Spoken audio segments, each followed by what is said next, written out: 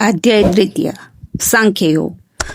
સંજય બોલ્યા, આ પ્રમાણે કરુણાથી ઘેરાયેલા તેમજ આંસુ ભરેલા અને વ્યાકુળ નેત્રોના તથા શોક કરતા તે અર્જુનને ભગવાન મધુસૂદને આ વાક્ય કહ્યું.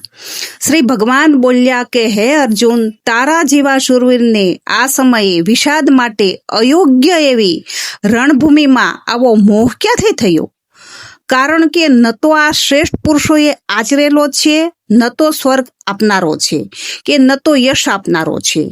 આથી હે પાર્થ, નપુંસકતાને વંશ ન થાત, તને એ શોભતી નથી. શત્રુઓને તપાવનાર હૃદયની આ તુચ્છ દુર્બળતાને તજીને યુદ્ધ માટે ઊભો થઈ જા.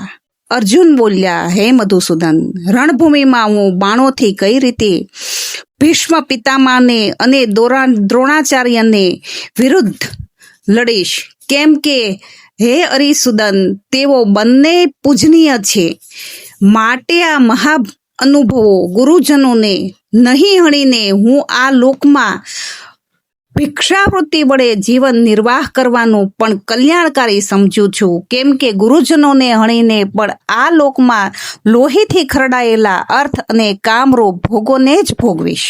વળી અમે એ પણ જાણતા નથી કે અમારા માટે યુદ્ધ કરવું કે ન કરવું એ બંનેમાંથી કયું શ્રેષ્ઠ છે, અથવા એ પણ નથી જાણતા કે તેમને અમે જીતોશું કે તેઓ જેમને હણીને અમે જીવવા પણ માગતા નથી તે જ અમારા આત્મેય ધૃતરાષ્ટ્રના પુત્રો અમારી સામે યુદ્ધ માટે ઊભા છે. આથી કાયરતા રૂપી દોષોના લીધે જેનો સ્વભાવ નાશ પામ્યો છે એવો તથા ધર્મના બાબતમાં મોહરહિત ચિત્ત થયેલો હું આપને પૂછું છું કે જે નિશ્ચિત રૂપે કલ્યાણકારી સાધન હોય તે મને કહો. કેમ કે હું આપનો શિષ્ય છું, માટે આપણે શરણે આવેલા મને ઉપદેશ આપો.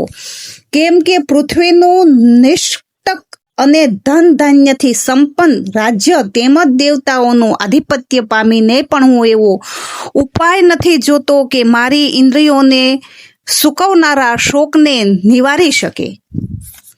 સંજય બોલ્યા, હે રાજા, નિંદ્રાને જીતનારા અર્જુન અંતર્યામી શ્રી કૃષ્ણ મહારાજ પ્રત્યે આમ કહીને પછી ગોવિંદ ભગવાનને યુદ્ધ નહીં કરવું એમ સ્પષ્ટ કહીને ચૂપ થઈ ગયા. હે ભરતવંશી ધૃતરાષ્ટ્ર, અંતર્યામી શ્રી કૃષ્ણ મહારાજ બંને સેનાઓની મધ્યે શોક કરતા અર્જુન પ્રત્યે મલકાતા હોય એમ આ વચન બોલ્યા. હે અર્જુન, જેમના માટે શોક કરવો યોગ્ય નથી તેમના માટે તું શોક કરે છે અને જ્ઞાનીજનો જેવા વચનો બોલે છે, પરંતુ જેમના પ્રાણ જતા રહ્યા છે તેમના માટે કે જેમના પ્રાણ નથી ગયા તેમના માટે જ્ઞાનીજનો શોક નથી કરતા. હું કોઈ કાળમાં ન હતો એવું નથી, તું ન હતો એવું નથી, આ રાજાઓ ન હતા એવું પણ નથી, અને એવું પણ નથી કે હવે પછી આપણે બધા નહીં હોઈએ. જેમ કે જીવાત્માને આ શરીરમાં બાળપણ, યુવાની અને વૃદ્ધાવસ્થા પ્રાપ્ત થાય છે તે જ પ્રમાણે બીજા શરીરની પ્રાપ્તિ થાય છે. એ બાબતમાં ધીર પુરુષ મોહિત થતો નથી. હે કુંતી પુત્ર, ઠંડી, ગરમી અને સુખ દુઃખ દેનારા ઇન્દ્રિયો સાથેના વિષયોના સંયોગો તો ઉત્પત્તિ વિનાશશીલ છે, અનિત્ય છે. માટે હે ભારત, તેમને તું સહન કર. કેમ કે હે પુરુષ શ્રેષ્ઠ, દુઃખ સુખને સમાન સમજનાર જે ધીર પુરુષ ઇન્દ્રિયોને સાથેના વિષયોના સંયોગોને વ્યાકુળ નથી કરતા તે મોક્ષને પાત્ર થાય છે. અસત પદાર્થની સત્તા નથી અને સતનો અભાવ નથી. આ બંનેનું તત્વજ્ઞાની પુરુષે જોયું છે. નાશ રહિત તો તું તેને જાણ જેનાથી આ સકળ જગત દ્રશ્ય વર્ગ વ્યાપ્ત છે. આ અવિનાશીનો વિનાશ કરવા કોઈ પણ સમર્થ નથી. આ નાશ રહિત અપ્રેમેય નિત્ય સ્વરૂપ જીવાત્માના આ સઘળા શરીરોનો નાશવંત કહેવાયા છે. માટે હે ભરતવંશી અર્જુન, તું યુદ્ધ કર. જે આ આત્માને હણનાર સમજે છે તથા જે એને હણાયેલા માને છે તે બંને જાણતા નથી, કેમ કે આ આત્મા વાસ્તવમાં નથી કોઈને હણતો કે નથી કોઈના દ્વારા હણાતો. આ આત્મા કોઈ પણ કાળમાં જન્મ લેતો હોય એમ નથી કે મરણ પામતો હોય એમ નથી, તેમજ ઉત્પન્ન થઈને ફરીથી સત્તાવાન થતો હોય એમ પણ નથી, કારણ કે તે અજન્મા, નિત્ય, શાશ્વત અને પુરાતન છે. શરીરના હણાવવા છતાં પણ તે હણાતો નથી. હે પાર્થ, જે પુરુષ આ આત્માને નાશ રહિત, નિત્ય, અજન્મા તેમજ અવ્યય જાણે છે, હે પુરુષ, કઈ રીતે કોઈને હણાવે અને કઈ રીતે કોઈને હણે છે? જેમ માણસ જૂના વસ્ત્રો ત્યજીને બીજા નવા વસ્ત્રો ગ્રહણ કરે છે, તેમ જ જીવાત્મા જૂના શરીરો ત્યજીને બીજા નવા શરીરો પામે છે. આ આત્માને શસ્ત્રો છેદી શકતા નથી, આને અગ્નિ બાળી શકતો નથી, આને પાણી ઓગાળી શકતું નથી અને પવન સુકાવી શકતો નથી, કેમ કે આ આત્મા અચ્છેદ, અદાહ, અક્લેશ, અશોક્ય તથા નિત્ય, સર્વવ્યાપી, અચળ, સ્થિર તેમજ આ આત્મા અવ્યક્ત, અચિત્ય અને વિકાર રહિત કહેવાય છે. તેથી હે અર્જુન, આ આત્માને આ પ્રમાણે જાણીને તું શોક કરવાને યોગ્ય નથી, એટલે કે તારે શોક કરવો એ ઉચિત નથી. અને જો તું આ આત્માને સદા જન્મ લેનારો તથા સદા મૃત્યુ પામનારો માનતો હોય તો પણ હે મહાબાહો, આવી રીતે શોક કરવો તારા માટે યોગ્ય નથી, કેમ કે આ માન્યતા મુજબ જન્મેલાનું મૃત્યુ નિશ્ચિત છે અને મરેલાનો જન્મ પણ નિશ્ચિત છે. તેથી પણ આ ઉપાય વિનાના વિષયમાં શોક કરવો તારા માટે યોગ્ય નથી. હે અર્જુન, સઘળા પ્રાણીઓ જન્મ પૂર્વે અપ્રકટ થતા હતા અને મર્યા પછી પણ અપ્રકટ થઈ જનારા છે, કેવળ વચગાળામાં જ પ્રગટે છે. તો પછી આવી સ્થિતિ શોક કરવાનું? કોઈ એક વિરલ મહાપુરુષ આ આત્માને આશ્ચર્યની જેમ જોવે છે, તેમજ બીજા કોઈ મહાપુરુષ આ આત્માને તત્વને અને આશ્ચર્યની જેમ વર્ણવે છે, તથા બીજો કોઈ અધિકારી પુરુષ જ આને આશ્ચર્યની પેઠે સાંભળે છે, અને કોઈ તો સાંભળીને પણ આને જાણતો નથી. હે અર્જુન, આ આત્મા સૌના શરીરોમાં હંમેશા અવધ્ય છે, એ કારણે તારે સમસ્ત પ્રાણીઓ માટે શોક કરવો ઉચિત નથી. વળી સ્વધર્મને જોતા પણ તારે ભય પામવો નહીં જોઈએ, કેમ કે ક્ષત્રિય માટે ધર્મયુક્ત યુદ્ધથી વધીને બીજી કોઈ કલ્યાણકારી કર્તવ્ય નથી. હે પાર્થ, આપમેળે પ્રાપ્ત થયેલા તેમજ ઉધડેલા સ્વર્ગના દ્વારરૂપી આવા યુદ્ધોને ભાગ્યશાળી ક્ષત્રિયોને જ મળે છે. આમ છતાં પણ જો તું આ ધર્મયુક્ત યુદ્ધ નહીં કરે તો સ્વધર્મને અને કીર્તિને ગુમાવીને પાપને પામીશ. એટલું જ નહીં, બધા લોકો ઘણા લાંબા કાળ સુધી રહેનારી તારી અપકીર્તિ પણ કહેશે, અને ગૌરવશાળી પુરુષ માટે અપકીર્તિ મરણથી નહીં પણ વધારે અધિક છે. તારા અતુલનીય પ્રભાવના લીધે જેઓ તને ઘણા સન્માનની દ્રષ્ટિએ જોતા આવ્યા છે, તેમની દ્રષ્ટિમાં તું તુચ્છતાને પામીશ. તે મહારથીઓ તને ભયના લીધે યુદ્ધથી વિમુખ થયેલા માનશે. તારા વીરો તારા સામર્થ્યની નિંદા કરતા તને ઘણા બધા ન કહેવા જેવા વચનો કહેશે. એનાથી વધારે બીજું શું દુઃખ હોય? કાં તો તું યુદ્ધમાં હણાઈને સ્વર્ગ પામીશ, અથવા તો સંગ્રામમાં જીતીને ભૂમંડળનું રાજ્ય ભોગવીશ. માટે હે અર્જુન, યુદ્ધ માટે નિશ્ચય કરીને ઊભો થા.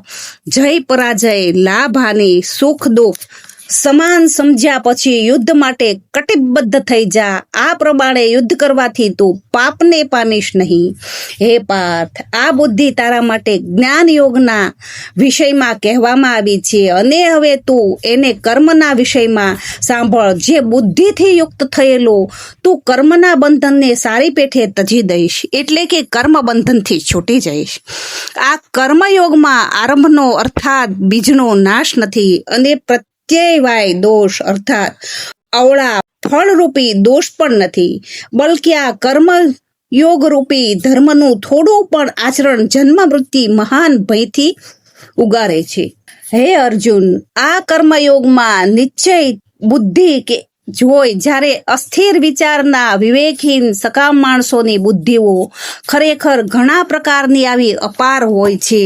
હે અર્જુન, જેઓ ભોગોમાં તન્મય રહેલા છે, જેઓ કર્મફળની પ્રશંસક છે, વેદ વાક્યોમાં જ પ્રીતિ સેવે છે, જેમની બુદ્ધિમાં એકમાત્ર સ્વર્ગ જ છે, પરમ પ્રાપ્ય વસ્તુ છે, અને જે સ્વર્ગથી ચડિયાતું છે તે બીજું કશું નથી એમ બોલનારા છે, એવા અવિવેકી માણસોના પ્રકારની પુષુત્તિ એટલે કે માત્ર સાંભળવામાં જ મધુર છે મનોહર વાણી બોલ્યા કરે છે કે જન્મરૂપી કર્મફળ દેનારી તેમજ ભોગ તથા ઐશ્વર્યની પ્રાપ્તિ અર્થે વિવિધ જાતની ઘણી બધી ક્રિયાઓનું વર્ણન કરનારી તેમજ વાણી દ્વારા જેમનું ચિત્ત હણાયેલું છે, જેવો ભોગ અને ઐશ્વર્યમાં અત્યંત આસક્ત છે, એવા માણસોની પરમાત્મામાં નિશ્ચિત્યામિકા બુદ્ધિ નથી હોતી. હે અર્જુન, વેદો ઉપર જણાવ્યા અનુસાર ત્રણેય ગુણોના કાર્યરૂપ સઘળા ભોગો તથા એમના સાધકોના પ્રતિપાદન કરનારા છે.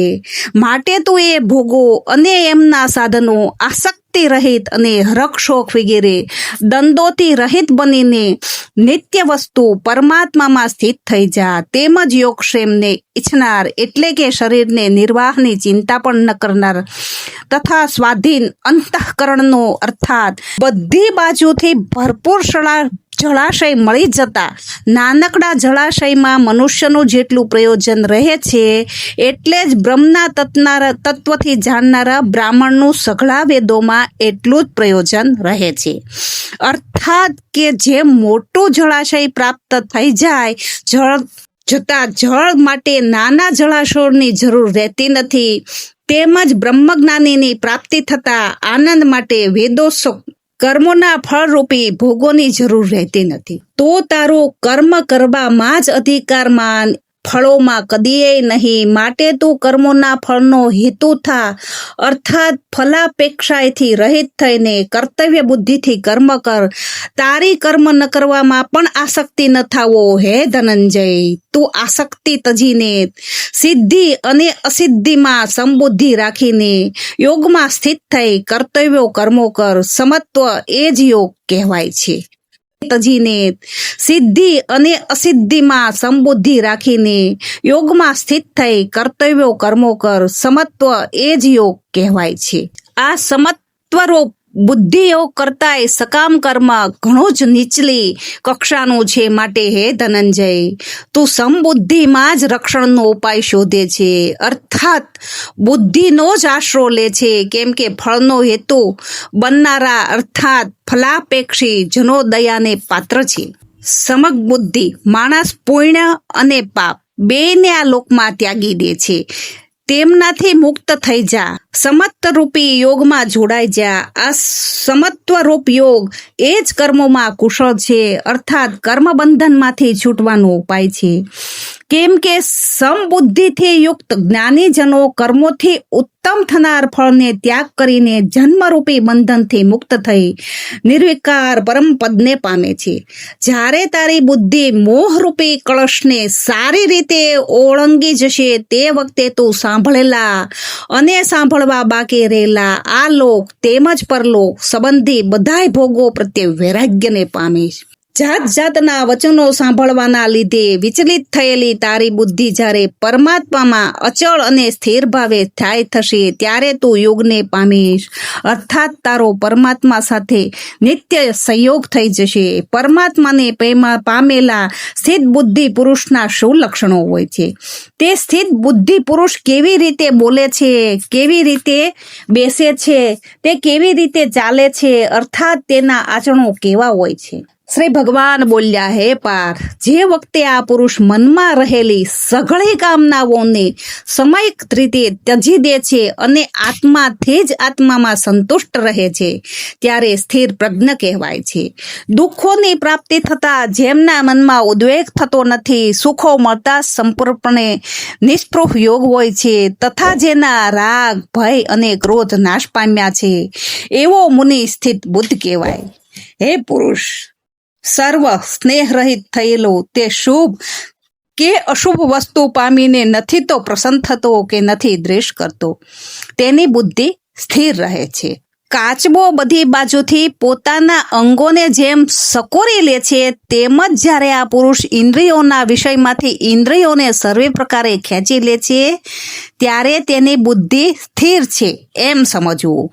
ઇન્દ્રિયો દ્વારા વિષયોને ગ્રહણ કરનારા પુરુષના માત્ર વિષયો તો નિવૃત્ત થઈ જાય છે, પરંતુ એમની પ્રત્યેની આસક્તિ નિવૃત્તિ નથી થતી. જ્યારે સ્થિત પ્રજ્ઞ પુરુષની આસક્તિ પણ પરમાત્માનો સાક્ષાત્કાર કરીને નિવૃત્ત થઈ જાય, અર્થાત પરમાત્માનો સાક્ષાત્કાર થાય છે અને સંસાર પ્રત્યે લેશ માત્ર પણ આસક્તિ રહેતી નથી. હે કુંતી પુત્ર, આસક્તિનો નાશ ન થવાના લીધે મંથન કરી નાખવામાં સ્વભાવની આ ઇન્દ્રિયો યત્ન કરવા બુદ્ધિમાન મનુષ્યના મનને પણ પરાણે હરી લે છે.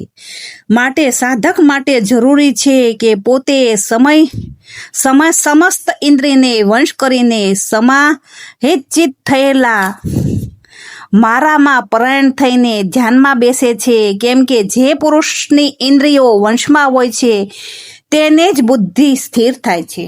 વિષયોનું ચિંતન કરનારા પુરુષને તે વિષયોમાં આસક્તિ જન્મે છે. આસક્તિમાંથી તે વિષયોની કામના ઉત્પન્ન થાય છે અને કામનામાં વિઘ્ન આવવાથી ક્રોધ જન્મે છે. ક્રોધથી ઘણી મૂઢતા આવે છે. મૂઢતાથી સમૃદ્ધિનો ભ્રમ ઊભો થાય છે અને સમૃદ્ધિનો ભ્રમ ઊભો થવાથી બુદ્ધિ અર્થાત જ્ઞાન શક્તિનો નાશ થઈ જાય છે અને બુદ્ધિનો નાશ થવાથી એ પુરુષ પોતાની સ્થિતિથી પતન થાય છે. પરંતુ સ્વાધીન અંતઃકરણનો સાધક પોતાના વંશમાં કરેલી રાગ દ્વેષ વિનાની ઇન્દ્રિયો દ્વારા વિષયોમાં વિચારણ કરતો હોય છતાં અંતઃકરણની આધ્યાત્મિક પ્રસન્નતાને પામે છે. અંતઃકરણ પ્રસન્નતા થતા આના સર્વ દુઃખોનો અભાવ થઈ જાય છે અને પ્રસન્નચિત્ત કર્મયોગની બુદ્ધિ તત્કાળ બધી બાજુએથી દૂર થઈને એક પરમાત્મામાં જ સારી પેઠે સ્થિર થઈ જાય છે. જે પુરુષે મન અને ઇન્દ્રિયોને જીત્યા નથી, તેનામાં નિત્યત્મિકા બુદ્ધિ નથી હોતી, તેમજ એ અયુક્ત માણસના અંતઃકરણમાં ભાવના પણ નથી હોતી તથા ભાવના રહિત માણસને શાંતિ નથી મળતી અને શાંતિ વિનાના માણસને સુખ ક્યાંથી મળે? કેમ કે જેમ વાયુ જળમાં વહેતી નૌકાને ખેંચી જાય છે, તે જ પ્રમાણે વિષયોમાં વિચરતી ઇન્દ્રિયોમાંથી ઇન્દ્રિયની સાથે મન રહે છે. એ એકલી ઇન્દ્રિયને આ અયુક્ત પુરુષની બુદ્ધિને હરી લે છે. તે હે મહાબાહો, જે પુરુષની ઇન્દ્રિયોનું વિષયોનું સર્વ પ્રકારે નિગૃહિત કરેલી છે એની બુદ્ધિ સ્થિર છે. સમસ્ત પ્રાણીઓ માટે જે રાત્રિ સમાન છે તે નિત્ય જ્ઞાન સ્વરૂપ પરમાનંદની પ્રાપ્તિમાં સ્થિર પ્રજ્ઞ યોગી જાય છે અને જે નાશવંત સાંસારિક સુખ અને પ્રાપ્તિમાં સઘળા પ્રાણીઓ જાગે છે, પરમાત્માના તત્વને જાણનાર મુનિ માટે તે રાત્રિ સમાન.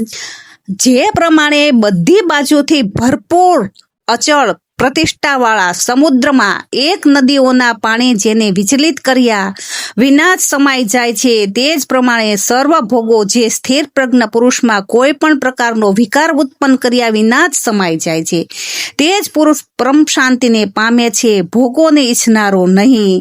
જે પુરુષ સઘળી કામનાઓ છોડીને મમતા વિનાનો, અહંકાર વિનાનો અને સ્પૃહા વિનાનો થઈને વિચરે છે, તે જ શાંતિ પામે છે, અર્થાત તે શાંતિ ને પામે છે.